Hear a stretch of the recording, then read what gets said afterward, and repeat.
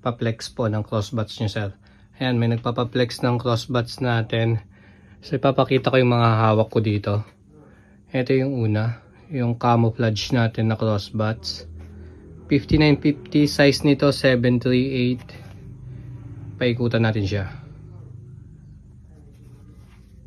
Crossbuds logo sa likod. Tapos ayan yung underbrim niya.